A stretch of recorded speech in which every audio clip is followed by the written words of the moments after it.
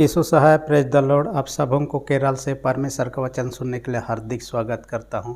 हमारे देश के सुरक्षा के लिए सुरक्षा विभाग लोग से सीमा सुरक्षा वाले लोग रहते हैं। जब भी खतरा लगता है वे लोग तैनात रहते हैं ताकि किसी प्रकार का जो कि बाहरी आक्रमण है उसे रोक सकें। ऐसा ही बातों को पहला पतरस 3 अध्याय 8 से 15 पद में पतरस लिखता है। सत्ताहठ शुरू हो चुका था जब इस वचन को लिख रहा था। 64 ईस्वी के लगभग सत्ताहठ शुरू हो चुका था। उनको ये चेतावनी दिख रहा है कि आने वाला दिन में खतरा और ही बढ़ने वाला है, इसलिए लोगों को क्या करना और ही मसीह में बने रहने की आवश्यकता है ताकि ये लोग विश्वास से न भटके, ना ही वे लोग विनाश के कगार पर आ जाए। इसलिए आज का वचन में जो पतरस कहता है आने वाले दिन के लिए जो सत्ताहठ है उसके बारे में आहट दे रहा है, सूचना दे रहा है। आज का वचन के अंतर्गत 2 पॉइंट पर हम चर्चा करेंगे। पहला जो पॉइंट है कहता है अच्छे दिन के लिए मसीही आचरण। अच्छे दिन के लिए बोलने से जीवन को अच्छा बेहतर जीवन देना चाहते हैं, ऐसा जीवन देना चाहते हैं जिस जीवन के द्वारा से सुख चैन आनंद शांति होगा, उस प्रकार का।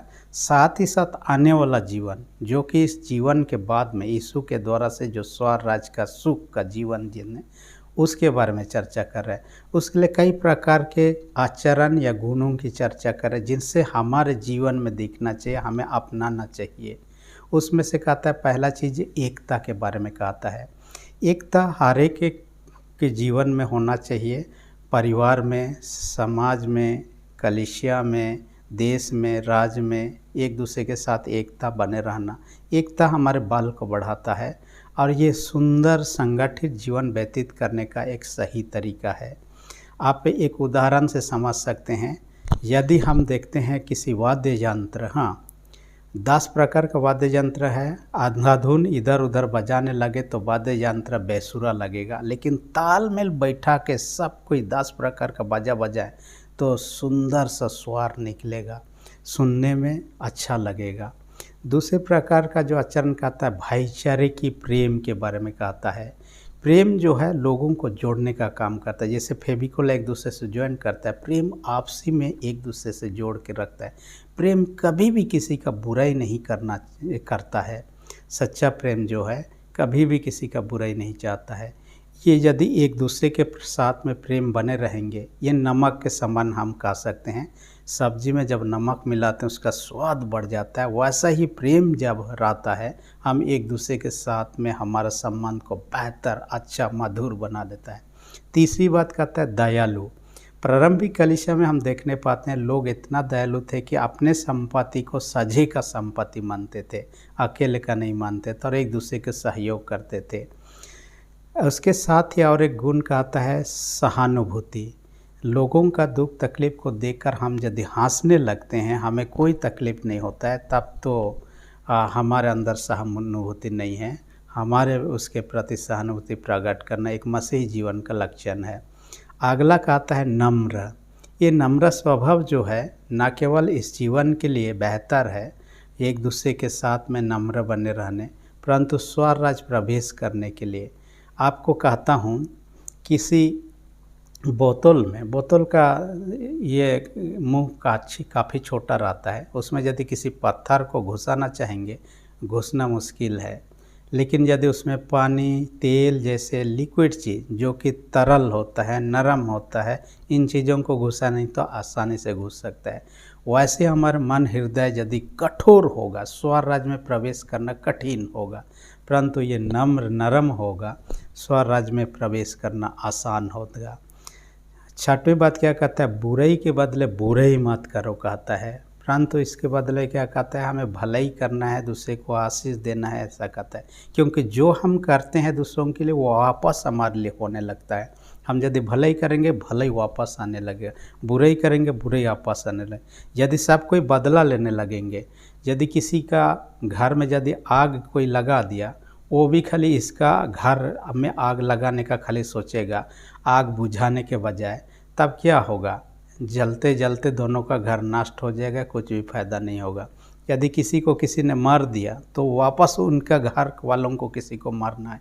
ऐसा होने से दुश्मनी कभी ख़त्म नहीं होगा और हमेशा चलते रहा, आदमी लोग ख़त्म हो जाएंगे, लेकिन ये चलते ही रहेगा। इसलिए इस प्रकार के चीज़ों से बुरे के बदले बुरे ही करना ऐसा नहीं है। यदि हमारे यहाँ आग लग गया है तो आग से हम उसे निभा नहीं सकते हैं, पानी के द्वारा उसको ये सकते हैं, निभा सकते हैं आग को। वैसे ही इस बात को हम समझ सकते हैं। अगला 7वीं बात क्या कहता है, जीभ पर लगाम देना कहता है। देखिए, जीभ को इस प्रकार से समझ सकते हैं, लगाम मतलब घोड़े जो दौड़ता है उसको रोकने के लिए लगाम होता है।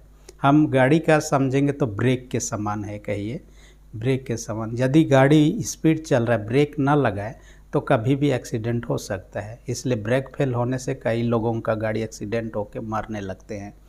इसलिए ब्रेक जैसे गाड़ी में लगता है वैसे मुंह में हमारा ब्रेक लगना, लगाम लगाना या कंट्रोल करना बहुत ज़रूरी है, क्योंकि इसके द्वारा से कुछ गलत बातें निकल जाएगा, गलत शब्द निकल जाएगा और ये हमारे लिए झगड़े का कारण हो जाएगा और एक चिंगारी के समान बन सकता है। चिंगारी कहने से देखिएगा, एक छोटा सा आग का चिंगारी से पूरा जंगल जल सकता है, पूरा घर जल सकता है।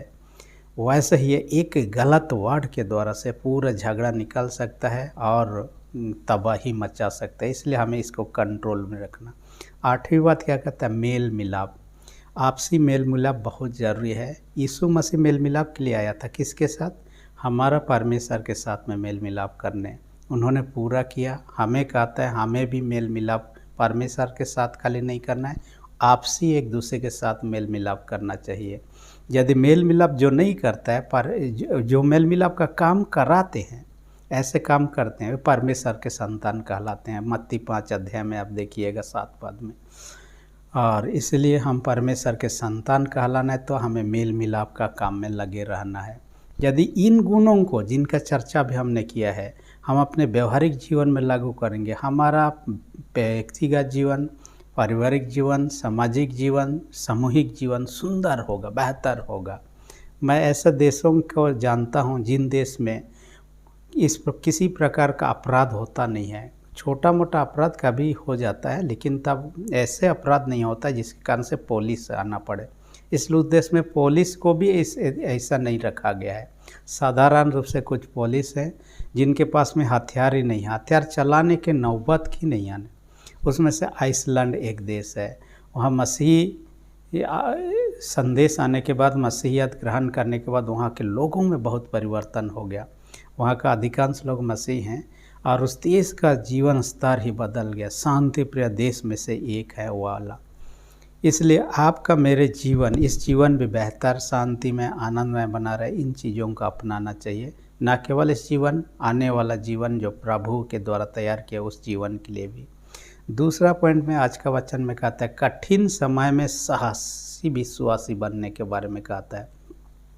साहसी विश्वासी इसलिए कह रहा है कि आने वाला समय में सताहट बढ़ेगा और जब भी कठिन परिस्थिति आती है लोग घबराने लगते, इसलिए पहले से उनको सूचना दे देता है। क्योंकि ऐसा परिस्थिति होना स्वाभाविक था, क्योंकि सम्राट ही ऐसा सताहट का शुरुआत कर दिया था, जिनके बाद में जितने भी सम्राट आते गए उनके द्वारा सताहट ही होते रहा। रोमन सम्राटों के द्वारा से काफ़ी मसीहों पर प्रारंभिक कलीसिया में सताहट हुआ है।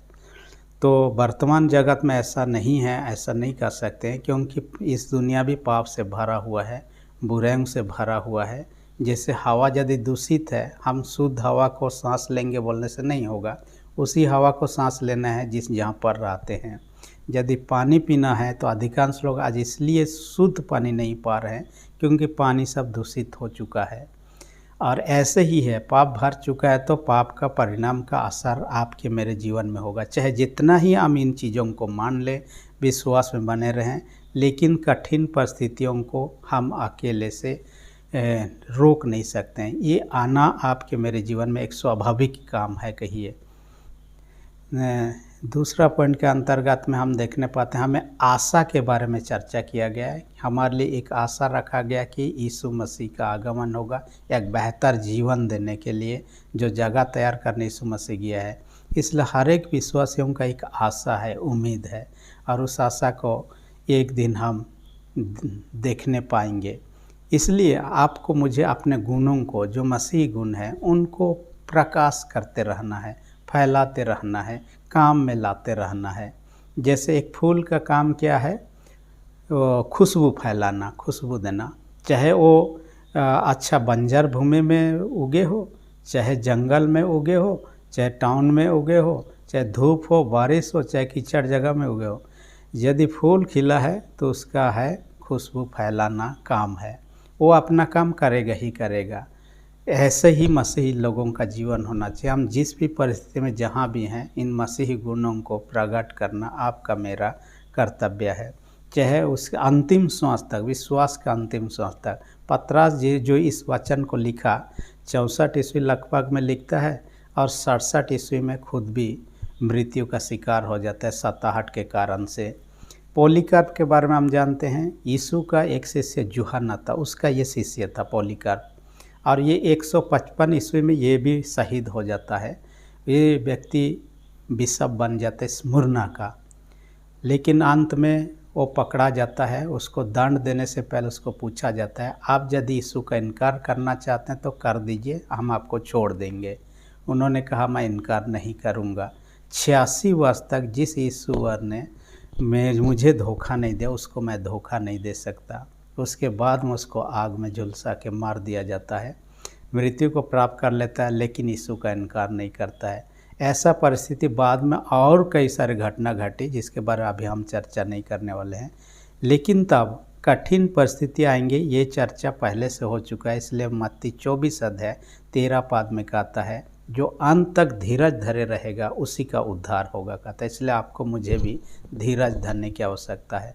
प्रकाशित वाक्य 2 अध्याय 10 पद में कहता है, प्राण देने तक विश्वासी रहा तो मैं तुझे जीवन का मुकुट दूंगा। आपको मुझे ऐसा परिस्थिति, चाहे अच्छा परिस्थिति हो चाहे कठिन परिस्थिति हो, हमें विश्वास में बने रहना है और इन गुणों को, जो मसीही गुणों को, हमारे जीवन में प्रकाशित करते रहना है। परमेश्वर ऐसा करने आपकी और हमारी सहायता अगुवाई करे। आमीन। हम प्रार्थना करें। सेनाओं के जीत पिता, धन्यवाद देते हैं आज के वचन का हमसे बातें कि हर एक सुनने वाले छोटे बड़े सबों को स्वर्गीय आशीष से भर दे। जो लोग बीमार हैं उनको यीशु के नाम से चंगाई दे। जिनका विश्वास कमजोर, उनके विश्वास को दृढ़ और मजबूत कर। प्रार्थना यीशु के नाम से मांगते हैं, आमीन। यदि अब तक आपने मेरे चैनल को सब्सक्राइब नहीं किया, इसी घड़ी सब्सक्राइब कर दीजिए। वीडियो अच्छा लगे तो लाइक बटन को भी दबा दीजिए। धन्यवाद।